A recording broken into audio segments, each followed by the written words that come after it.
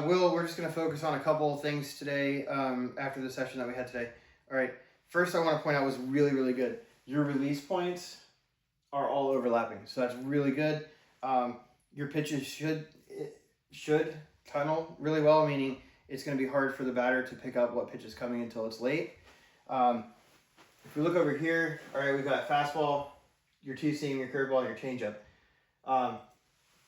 Keep in mind, a lot of people don't know this, but the batter's attention window is really plus or minus 4 miles an hour. So we don't want to have too many pitches that are within that 8 mile an hour window, right? So for example here, let's say your fastball is 50 miles an hour, your two-seam is 49 miles an hour, your curveball is 46 miles an hour, and your changeup's 44 miles an hour. These these three, the fastball, the two-seam, and the changeup pair really well. The fastball and the two-seam are really close, and I forget the numbers I just gave you, but I think the curveball is also close. You want to vary your speeds if you're going to the same location more than 4 miles an hour up or down, okay? So really what we want here, these are always going to be very similar.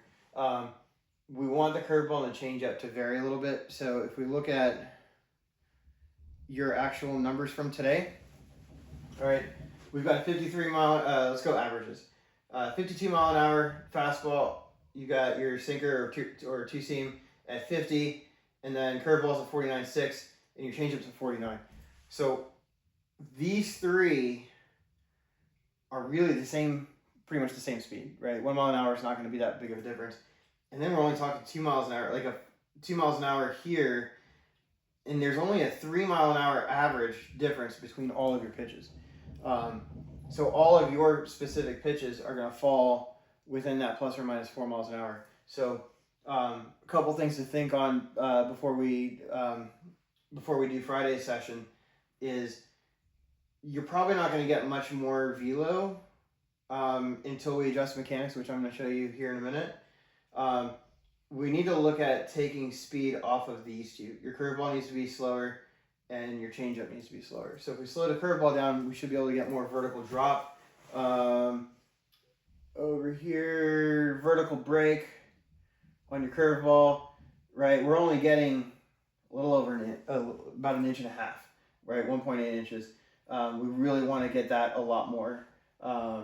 Your max vertical break was really good at 14. That's more indicative of a curveball.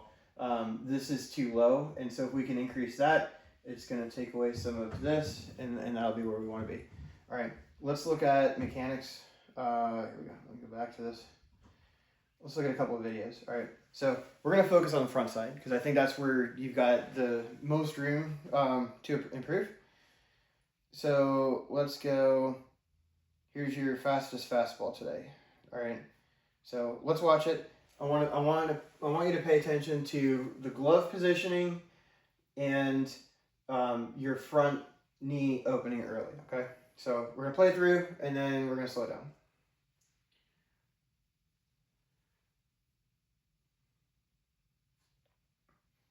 Okay, now the glove should be tucked into the armpit.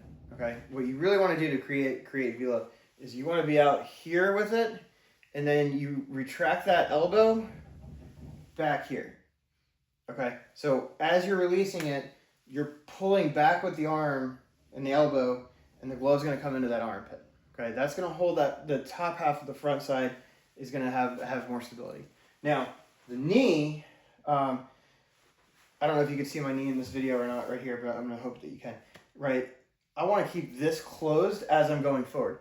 You're opening a little early, and that's causing the front foot to land pointed at the plate. You want that to be closed maybe like 15 to 20 degrees. Okay, now if I rewind it, let's start out at the top because the glove's going to be the easiest fix. Right, gloves low, kind of get it up a little bit right here, and then it collapses down weak, and you're finishing with it down below your belt. Okay, that glove shouldn't be down there, the glove should be up tucked in. All right, and then watch when I rewind it back here. Watch this front side. You're going to open that knee like kind of like a gate as you start to go forward right there. All right, that's a really good angle that you can see it. You're sitting back nicely, but that knee should still be closed off, okay? So those are the two things that we're gonna really focus on this week. And just to show you another different pitch, let's go to a curveball, because that's the most opposite thing of a fastball. I'm just gonna pick a random one here, and let's see that it does the same thing. Yep, front foot straight, gloves down a week. Now, I'll show you one more thing here. Watch this curveball again. Now, this is the one that you got, you only got 4.5 or 4.2 on your vertical drop. And that's because it arced. Okay, so you're not getting any spin-induced break on that. You're getting more of like almost like a pop-up break on it. So if we go and we look at what that's going to look like coming in, let's compare that to a fastball. All right, so let's go here. I haven't seen this one on this 3D yet, so let's hopefully this is gonna work the way I want it to.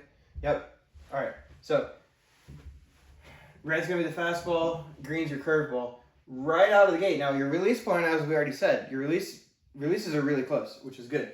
However, this arc here immediately is going to tell the batter it's a curveball coming.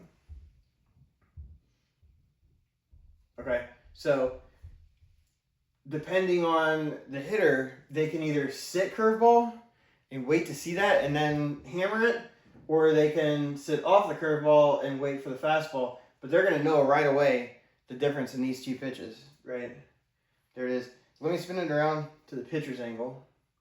All right, and here we can see the release point's really close. All right, it's just getting that arc. So what we want to do with that is we want to be more out in front and really get pulled down on the front of the ball. We might introduce a spike or a knuckle on it, which is kind of like this on the grip. So as you're coming through it. But we can play around with that tomorrow.